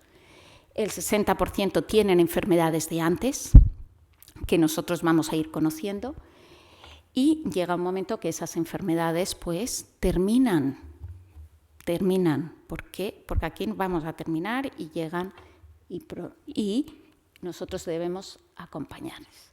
Quien se dedicó a estudiar esto fue esta mujer, que decía que aquellos que aprendieron a conocer la muerte, en lugar de temerla y a luchar contra ella, serían maestros de la vida, porque Elizabeth Kubler-Ross fue psiquiatra y dedicó mucho tiempo de su vida a analizar la psicología del enfermo terminal y escribió este libro que sigue siendo un libro de cabecera, On Death and Dying, y realmente han pasado ya muchos años, casi 60 desde que ella lo escribió, y no hemos encontrado otros diferentes factores, y además sus reacciones de duelo siguen siendo las que nosotros identificamos. ¿Qué factores influyen en el proceso de morir desde el punto de vista psíquico? El tipo de enfermedad. Y lo vemos, alguien que a lo mejor le diagnostican un cáncer de pulmón porque ha sido fumador, lo va a vivir con mucho sentimiento de culpa, sobre todo si es relativamente joven y deja niños pequeños o deja a unos padres mayores a los que deja de atender y empieza a pensar, si yo no hubiera fumado, pues ese tipo de enfermedad. Hay otras enfermedades que a lo mejor no, o si ha hecho un deporte de riesgo que le lleva a perder la vida, ahí a lo mejor pues también tienen sentimientos de culpa, las posibilidades de tratamiento y las consecuencias que tiene ese tratamiento y cómo va a vivir esa enfermedad, nuestra propia personalidad. Hay personas que pues a lo mejor no son capaces de aceptar o lo van a vivir de una manera mucho más angustiada o mucho más agitada. Las creencias ante la muerte, y este es un tema importantísimo del que muchas veces en el sistema sanitario pasamos de puntillas, y todo el mundo tiene creencias, aunque sea la nada, cada uno lo va a llamar como nada, pero las creencias ante la muerte son muy importantes. El tipo de apoyo familiar, de los amigos y de la asistencia sanitaria. Hoy en día se habla mucho de lo que tenemos que tener los seres humanos son relaciones interpersonales positivas. Amigos, familia, vamos a llamar las cosas por su orden, ¿no? Y la edad. Los jóvenes pues, se rebelan ante la muerte, las personas a lo mejor a una edad pues de 40 o 50 años a lo mejor no te preocupa tanto tu propia muerte, pero sí de quién se queda, qué va a ser de mis hijos, qué va a ser. Y a las personas mayores, ya muy mayores, lo que no les preocupa tanto es la muerte, porque ya saben que se van a morir, se están muriendo sus amigos. Otro día, pues mi madre, que va a cumplir 80 años, me decía, ¿tú te das cuenta que yo voy a entrar en una década en la que se van a morir todos mis amigos? Y tiene razón. Lo que le importa, dice, y probablemente yo misma, entre 80 y 90, porque los que superan la esperanza de vida, pues ya saben que están en el tiempo de descuento, porque ya han pasado los 80. Lo que más les preocupa es morir solos, morir con dolor. ¿Cómo va a ser el proceso? No tanto la muerte, pero sí el proceso. Para entender los aspectos psicológicos, pues lo importante son estas cosas que tenemos. La medicina y el final de la vida, la Declaración de Pamplona, no la han vuelto, lo he revisado, no hay una más actualizada, desde el 98, que dice que la asistencia a los pacientes en situación terminal debe ser un acto médico tan cuidado ética, deontológica y científicamente como la salud y la preservación de la vida. Y estas son las fases por las que pasa el paciente y en las que nosotros, como profesionales sanitarios, cuando alguien sabe que esa enfermedad le va a llevar a la muerte, en pocos meses, en pocas semanas, suele pasar por estas fases que describió Kubler-Ross hace 60 años. La primera, shock y negación, esto no me puede estar pasando a mí, no vuelvo a tener metástasis del cáncer, alguien se ha equivocado, niega la enfermedad y esas causas. Esa fase muchas veces es muy breve y pasa a esa fase de rabia. La rabia es un sentimiento que para mí no es necesariamente malo. Es como el dolor. El dolor me avisa de que me estoy quemando. Levanto la mano. Lo que pasa es que los seres humanos, cuando tenemos rabia, lo que hacemos es alimentarnos, es volver a poner la mano y estar todo el rato en la rabia. Pero la rabia, ¿qué quiere decir? Algo me ha sido injusto, eso me importaba, porque si no tuviésemos rabia o tristeza o pena es que esa persona, esa situación o nuestra propia salud no nos importaban. Ahí en la rabia uno se da cuenta que eso va a pasar, que nos vamos a terminar yendo y nos queda esa frustración. Ahí es cuando nosotros, como profesionales sanitarios, podemos intervenir, porque se adoptan posturas muy autodestructivas en ese momento que nos vemos bastante ofuscados. Y empieza muchas veces la búsqueda de culpables, de chivos expiatorios, pues es que no me han hecho el diagnóstico antes, es que si me hubieran hecho la revisión antes, cualquier cosa, es que si alguien, cualquier cosa. Y es un estado en el que realmente ahí pueden suceder cosas que el paciente tome decisiones de manera impulsiva. Luego entramos en la fase de negociación, que lo vemos con nuestros pacientes, y si hago las cosas bien, me pongo todo el tratamiento, vengo a todas las revisiones, pues a lo mejor la medicina no es una ciencia exacta. Hay personas que pensamos que van a ir mal y luego sobreviven, y hay personas que pensamos que van a ir bien y no. Y esa fase de negociación. Después se acompaña de una fase de depresión. El paciente toma conciencia de que eso es irreversible, de que haga lo que haga va a fallecer en los próximos meses, y si no fallece de otra enfermedad, esa es la enfermedad que le va a llevar a la muerte. Puede fallecer de un accidente, pero si no esto. Y reacciona ante lo que lo hizo posible. Y la siguiente fase es la aceptación. Ya lo sabe, pierde el temor, se empieza a comunicar con los demás y trata de aprovechar lo que puede, que nosotros no podemos juzgar. A lo mejor decide pues llamar a esa vecina con la que lleva 20 años sin hablar y hacer las paces, o decide pelearse definitivamente con la vecina porque ya no la quiere ni volver a ver, o cambiar el testamento o no cambiarlo. Son decisiones muy personales. Nuestro papel como profesionales sanitarios es lograr que estas personas en el final de la vida lleguen a esta fase de aceptación lo antes posible. Es muy difícil, pues yo ahí... Bueno, depende. Yo ahí discrepo. Aquellos que hemos visto fallecer a muchas personas, en general fallecen tranquilas. Si fallecen, otra cosa es con temor ante la incertidumbre de lo que va a pasar, pero suelen fallecer más o menos tranquilas, acompañadas. Muchas de ellas son capaces de despedirse, incluso muchos jóvenes que tienen enfermedades. Hay otras veces que no, pero yo creo que si tratamos de esto, hay otras veces que no es posible, y como todo no es posible, y otras veces no hay nadie para acompañarles. Pero sí, porque estas personas necesitan afrontar esa necesidad o esa ansiedad relacionada con nuestra propia fragilidad, con el miedo, con la angustia, con el temor a la pérdida del contacto humano. Lo vivimos en la pandemia.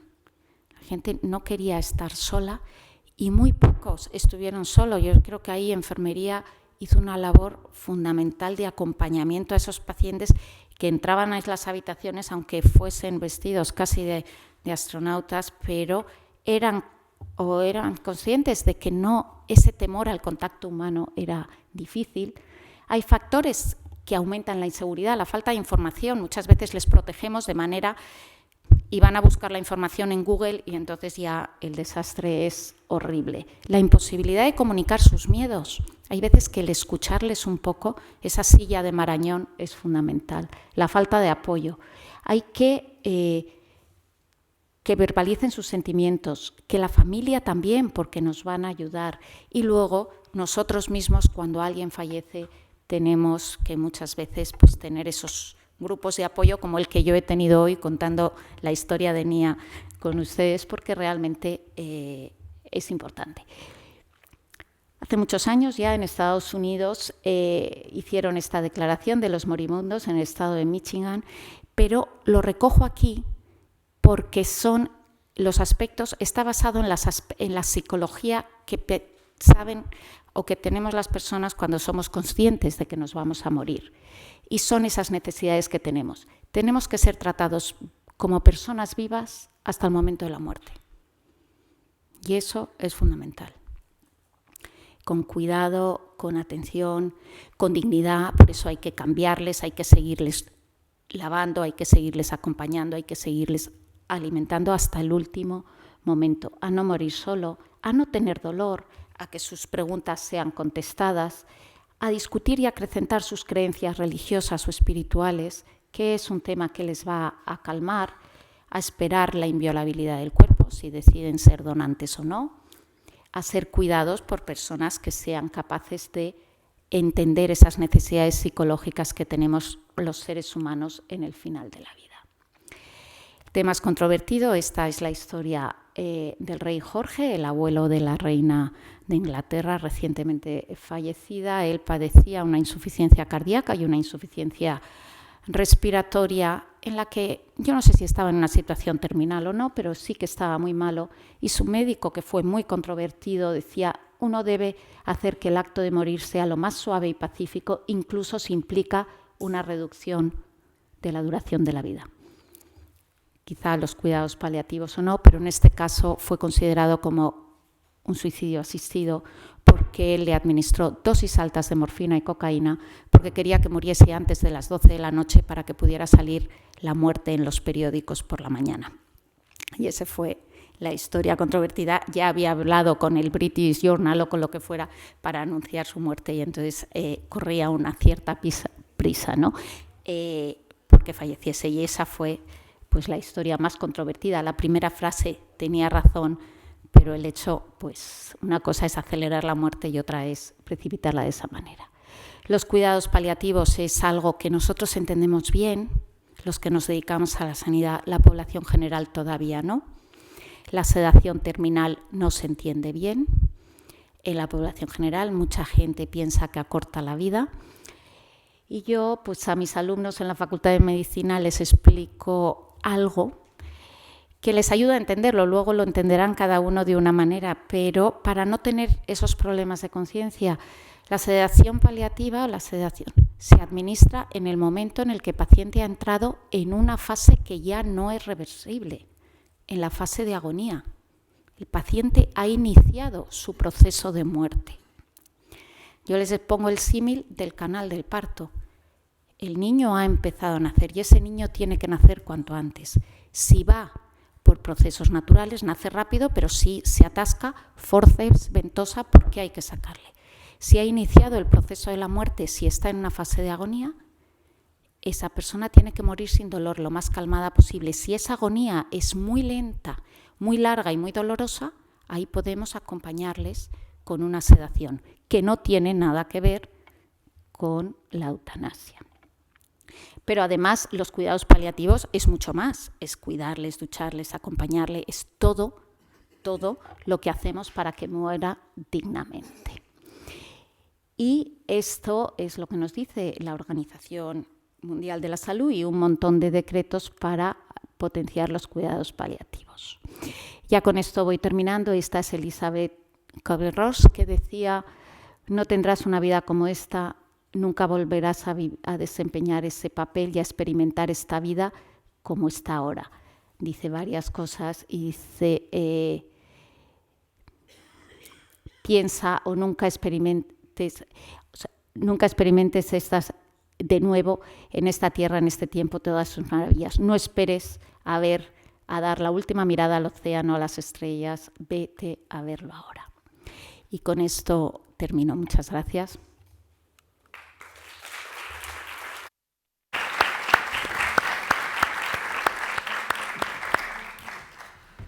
Vale, muchas gracias por su intervención y vamos a dar ahora paso a un turno de preguntas. Yo iniciaría haciendo una pregunta sobre el tema del registro de objetores. Marca la ley que debe de realizarse de forma anticipada y por escrito. ¿Cómo tiene que hacerse esta objeción? ¿Es suficiente con manifestar la objeción por motivos éticos y morales o hay que cumplir algún otro requisito? Sí, yo creo que lo primero que a mí me llama la atención del registro de objetores es que se hace, desde mi punto de vista, quizás al revés, porque sería más lógico que el registro se hiciera de personas que sí quieren ser partícipes en el proceso y no de personas que no quieren ser partícipes del proceso. Es un poco poner al profesional sanitario ante la tesitura de públicamente manifestar algo que no sería necesario que lo hiciera, si se hiciera, yo creo, más correctamente, haciéndolo exactamente al revés, que hubiera un registro de personal sanitario que sí presta su quehacer procesional para que se lleve adelante el proceso de eutanasia. El registro de objetores es competencia de las comunidades autónomas, no hay un registro nacional, hay registros de objetores que yo haya visto. En la mayoría de las comunidades autónomas ya hay un decreto, una orden, algún tipo de normativa que regula el registro de objetores, menos en Galicia, que no lo he encontrado. Y no sé si es porque no lo hay o porque yo no he sabido localizarlo. Sí, haberlo ido, vale. Lo que sí hay, desde luego, es entrando en la página del Sergas, si tienes uno de los modelos, el 8, es el modelo en el que está el documento que tiene que rellenar el profesional sanitario para hacer la petición expresa de ser incluido en el registro de objetores. O sea que sí se alude al registro de objetores, pero yo no he encontrado la regulación, o sea, no he visto ni la orden ni el decreto, no sé si me dicen que lo hay, pues a verlo haylo entonces, ¿vale? Yo, aparte de esto, pues tampoco creo que haya mucho más que comentar. Yo creo que al final al profesional sanitario se le pone tengo que dar un paso para manifestar que ideológicamente no estoy de acuerdo con el procedimiento de eutanasia. Y yo creo que eso, pues igual tenía que haberse hecho de otra forma. Muy bien. Otra pregunta sobre una de las premisas de la eutanasia, pues es el sufrimiento insoportable. Este sufrimiento insoportable no puede influir y alterar la capacidad de la persona de darse cuenta de lo que implica la toma de esta decisión. Pues yo creo que sí. O sea, lo que pasa es que ¿quién define qué es un sufrimiento insoportable, ¿no? Sufrimiento insoportable puede ser por muchas razones, tiene que tener una enfermedad. Pero yo ahí muchas veces me planteo, mis pacientes diagnosticados de esquizofrenia, con una esquizofrenia pues a lo mejor que tienen varios episodios, que lo pasan mal, cuando están a lo mejor psicóticos no tan mal, pero cuando están sin los delirios o las alucinaciones. Y ahí, ¿dónde estaría el límite o esa capacidad para poder decidir? Porque desde el punto de vista psíquico lo que tienen es una enfermedad que les afecta a su capacidad de juicio. En ese momento a lo mejor están bien y pueden decidir y hacer un registro anticipado, pero no están en una situación como para morirse. No es una enfermedad, y también te dicen depender de otros. Muchos de mis pacientes pues dependen de otros, viven con sus padres todavía, no tienen trabajo. Entonces hay unas lagunas y de hecho ya empiezan. Y otros son que vienen con ideas de quitarse la vida o suicidio, ¿no? Entonces también hay algunos pacientes que ya no te dicen, pocos, pero que tienen pensamientos negativos, sino que están pensando en solicitar la eutanasia. Y el límite está entre el solicitar la eutanasia, a la que tienen un derecho legal, o esos pensamientos negativos son consecuencia de una alteración psicopatológica de su trastorno depresivo o de su reacción adaptativa ante una situación compleja. Entonces, pues como todo en esta vida, uno a uno y caso a caso. Por eso quizá son 2 veces, por eso tiene que haber 2 médicos, por eso tienen que pensarlo y volver a pedirlo, por eso tiene que ser un proceso que sea algo meditado y no impulsivo, porque en momentos de frustración pues cualquiera puede pensar eso y luego arrepentirse, y lo que no sí debería ser es que pues incluso tengamos luego nuestras propias dudas como ¿y si se hubiera arrepentido? Eso sí que no. Eso me pasa a mí con el suicidio. Yo tengo la sensación de que la gente que se suicida, hay 2 tipos de suicidas. El que de verdad va a hacer conciencia y quiere... perdona, Que digo perdonar, que no me he dado cuenta que no me oíais los chicos. Que digo yo, que yo tengo la sensación de que entre los suicidas hay 2 tipos. El que realmente se quiere suicidar y está decidido a dejar la vida, o sea, quitarse la vida, porque no puede, por la razón que sea, no puede con ella. Y si no puede con ella, está en todo su derecho, su perfecto derecho a hacerlo. Y el que está, por circunstancias, desesperado, pasando una situación muy mala y que en un momento pues le atrae una ventana o le atrae...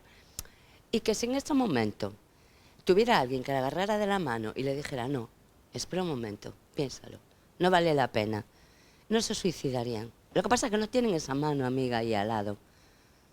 Y ahí distingo yo que sí, que eso, a ver, que hay algunos que estoy convencidísima, por desgracia, conozco muchos casos de suicidios cercanos, estoy convencidísima de que, igual que algunos lo hicieron muy a conciencia, otros, si hubiesen tenido una mano a su lado, no lo hubiesen hecho. Claro, hay suicidios muy impulsivos que realmente, desde el punto de vista psíquico, nosotros consideramos casi como accidentes. Realmente no era planificado, no lo pensaba, y en un momento determinado es un cortocircuito. Y hay enfermedades mentales tan graves que te llevan a la muerte, como cánceres muy leves, y hay otros que te llevan a la muerte. Y entonces hay trastornos depresivos gravísimos que te llevan al final al suicidio, o otros trastornos que también te matan, como cualquier enfermedad, y esos pues son muy difíciles de evitar, porque es una enfermedad crónica muy grave que al final pues te acaba matando. De todas formas, aunque, claro, usted es que es psiquiatra, yo creo que aunque no tengan, muchas veces, aunque no tengamos una enfermedad psiquiátrica, o aunque no tengan, pues, bueno, en mi caso a lo mejor la tengo, cuidado, depresión desde luego y ansiedad también, cualquier enfermedad invalidante ya te va a provocar una depresión y ya te va a provocar ansiedad. Eso lo tengo clarísimo. Yo tengo hernias discales y las veces que tuve que estar en decúbito supino un mes encima de una cama, dependiendo de los demás, a mí eso me deprimió muchísimo. Entonces, no solo enfermedades psiquiátricas, es que a veces partiendo de la base de todas las patologías, como claro, también ciertos, a ver, hay cánceres, que es lo que decías, una persona debe de ser terrible, yo lo he pensado muchas veces, una persona fumadora que se muere, sabe que se va a morir con un cáncer de pulmón, tiene que tener un sentimiento de culpa que yo creo que no llega a quitárselo nunca, que se muere con ese sentimiento de culpa, que debe ser terrible, que por mucho que tú la quieras consolar y la quieras ayudar y la quieras, no vas a poder. Eso no se lo vas a quitar. Pero le puedes acompañar. Por supuesto, y debes acompañarlo, pero hay cosas que no podemos, a las que no podemos llegar. Así es. En cuanto a... Quería preguntar, ¿la Comisión de Garantía y Evaluación tiene plazos para resolver? Porque si no, es la intemerata, puede ir eternamente. Y luego, que esto de el y sí es que es darle... Siempre hay un y sí en la vida para todo, porque es una opinión personal. Entonces, si es algo personal, ahí sí es como individuos hay. Lo que hay que ir es a cómo está la normativa, seguir la norma y tan, creo yo. Hay que ser rigurosos y científicos. Se supone que la ley para la eutanasia está pensada de forma rigurosa y científica. Entonces, el y sí para mí no cabe ahí. En cuanto a las enfermedades mentales, yo tuve una depresión mayor. Se supone que sigues igual con los transmisores por ahí perdidos de vez en cuando, pero yo si alguna vez he pensado en la muerte, no ha sido en la mía. He tenido ganas de que desaparezca alguien, pero desaparecerme yo ni loca. Porque yo creo que la eutanasia, y otra cosa que quería preguntarles, ¿no creen que queda muy a criterio del médico la decisión del paciente? Porque si el médico considera que no tiene el suficiente sufrimiento, no tiene derecho a irse. Entonces, creo que el derecho del paciente ahí se vuelve muy subjetivo y predomina lo que es el criterio del médico y no el criterio del paciente. Ahí sí, o me lo explican o yo así lo entendí.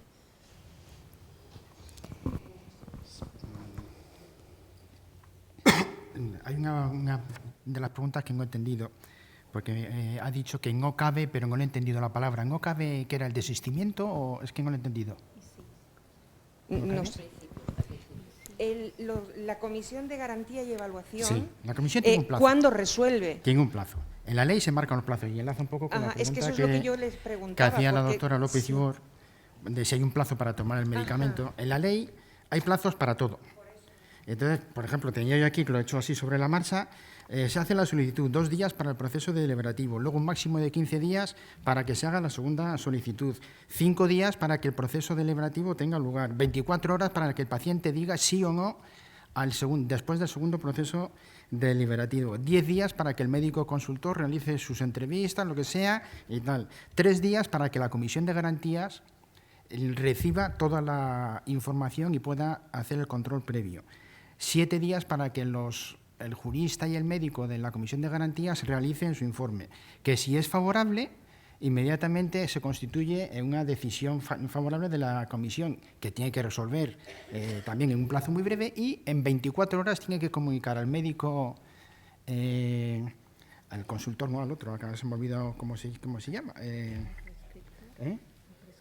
Médico responsable. Sí, el responsable, el médico responsable, en 24 horas le comunica el tema, que a su vez se dirige al paciente y le pregunta si ya comenta con él cuál va a ser la modalidad que elige. Entonces el paciente ya elige una modalidad, la primera o la segunda, y el problema ya se plantea qué ocurre. En la primera modalidad no hay problema, porque si tú vas al paciente y le dices, oye, tenemos ya el sí de la Comisión de Garantías, pues mañana sobre las 12 vendremos y ya, como has elegido la primera modalidad, que es que lo hagamos nosotros, mañana sobre las 12 venimos y claro, si te dice, no, espérate que quiero una semana más, ya entonces la decisión no es seria, habrá que volver atrás en el proceso.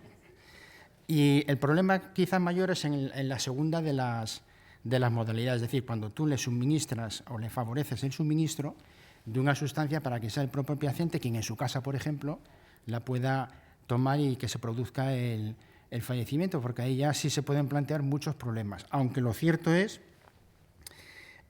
claro, ¿cuál sería la problemática si transcurre un tiempo sin que sea efectivo la segunda modalidad de la eutanasia? Pero claro, la ley habla de una decisión individual madura y genuina. Y desde luego sí, la ley establece que una vez prestada, una vez que se realiza la prestación, hay un plazo para dar cuenta a la comisión de cómo ha sido todo el proceso. Y una de las cosas de las que se debe dar cuenta a la comisión es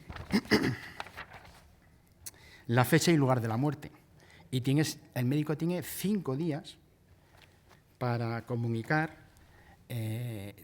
los datos del proceso a la Comisión de Garantía y Evaluación. ¿Qué ocurre si el paciente resulta que dice no lo voy a tomar ahora, pero voy a esperar? Pues claro, ya la decisión empieza a ser seria, madura, genuina, tal. Entonces la voluntariedad de esa acción ya puede estar empezando a ponerse en duda, porque igual sí requiere, lo que decíamos antes, una vuelta atrás en el proceso deliberativo, en el proceso madurativo de la decisión. Y luego, no sé si la otra pregunta, aparte de la comisión. No, con la comisión ya me quedó claro. Vale. Es que no entendía, bueno, eso se puede alargar, se supone que es un paciente terminal. Y si es un paciente terminal, pues le podemos estar alargando hasta que casque ya, él solito. Bueno, pero es que ese proceso puede durar mucho tiempo. Quiere decir que lo que no dice la ley es que la eutanasia se pueda pedir cuando te quedan 2 meses, no, o cuando igual es un proceso que puede durar 5 años, 6 años, 7 años. Hemos tenido casos muy conocidos de personas que han solicitado la eutanasia en una situación médica que podía ser de prolongación de la vida durante muchos años. Entonces no había una inminencia de fallecimiento y lo que ha querido es adelantarlo. No es una situación de vida que no es digna para la persona, no es digna, no, en fin, no reúne una serie de circunstancias y quiere terminar con ella. Bueno, no tiene que ser corto ese proceso, puede ser un proceso muy largo. Yo creo que, no sé si he contestado. No te he dejado intervenir, pero. Va a decir lo mismo. Hola, buenos días. Gracias a los 2 ponentes. Respecto a lo que comentó la doctora López Ibor de la sedación, entiendo que se refería a la sedación terminal, porque en el concepto de sedación sabemos que hay muchas más, ¿no? Sedación paliativa, intermitente, profunda. Quería aclararlo, ¿no?, para que no quede ese concepto exclusivamente, ¿no?, de que es solo en el proceso de agonía, ¿no? Y porque, entre otras cosas, está definida como la que se realiza, al ser un tratamiento farmacológico, cuando hay un síntoma refractario. Es decir, cualquier síntoma refractario, incluso sin estar en el proceso de agonía, puede necesitar una sedación, ¿no? O sea, yo sedo a mis pacientes cuando les voy a hacer una cura que les duele muchísimo, y luego esa es una sedación intermitente, ¿no? Solamente era aclarar eso. Y en cuanto al concepto del suicidio asistido en el domicilio, creo entender que la ley dice además que tiene que estar presente los profesionales sanitarios para facilitar ese proceso. No es como en países como, por ejemplo, Oregón, que tú te quedas con la medicación y no tiene por qué haber profesionales sanitarios. Creo que la ley de España dice que tienen que existir profesionales sanitarios. Entonces, no creo que puedas dejarlo ahí, ¿no? Sino que tienes que determinar un día concreto, ¿no? Bueno, lo que dice la ley, exactamente en el artículo 11.3, que es la segunda modalidad, lo que dice es que el médico responsable, así como el resto de profesionales, tras prescribir la sustancia que el propio paciente se autoadministrará, dice literalmente en la ley, mantendrá la debida tarea de observación y apoyo. Pero es observación y apoyo. O sea, la pregunta sería, ¿qué ocurre si el paciente dice yo quiero que me deis la sustancia, segunda modalidad, y quiero autoadministrarla en mi casa, pero no quiero que estén los médicos delante, ni los... Entonces habrá que ver qué dicen los protocolos de cuál es la forma de actuación del profesional sanitario. Digo, en el protocolo de la Comunidad de Madrid te obliga a estar hasta el final, porque en un momento determinado el paciente puede vomitar la medicación y puede darse el caso en el que haya que actuar posteriormente. Entiendo que será por cada comunidad autónoma que se habrá decidido, pero en la de la Comunidad de Madrid se decide que esté presente. No, insisto, no es como en Oregón, que tú te guardas tu medicación y puedes tomarla cuando quieras. Sí, estoy de acuerdo, ¿eh?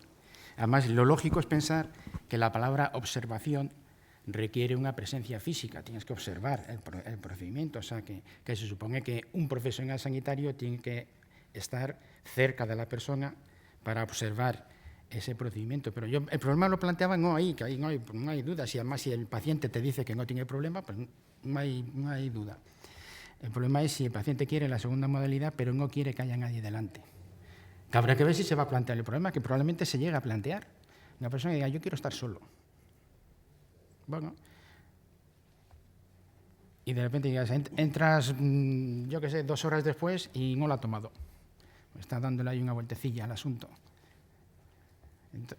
Es que problemas se pueden plantear mucho, la ley no lo resuelve, pero ¿qué ocurre si el paciente le da la sustancia y cuando tal resulta que no quiere tomarla y no te la devuelve? Porque puede que no te la devuelva. ¿Qué haces? ¿Que la policía le quite la sustancia de la mano o qué? Claro, se pueden plantear determinados problemas que luego al final acaban judicializados y habrá que ver qué ocurre en determinados supuestos, que son también de laboratorio, no tienen por qué plantearse en la normalidad de la situación. Lo lógico es que en la primera, por supuesto, el personal sanitario está, y en la segunda debería estar porque la ley requiere observación del tema, debería estar. Bien, es un tema que, como estamos viendo, con un gran interés, y quedarían muchas preguntas todavía en el tintero, como se dice habitualmente, pero tenemos que terminar porque ya nos hemos pasado bastante del tiempo y se echa encima ya la próxima mesa. Vale. Muchas gracias por la participación.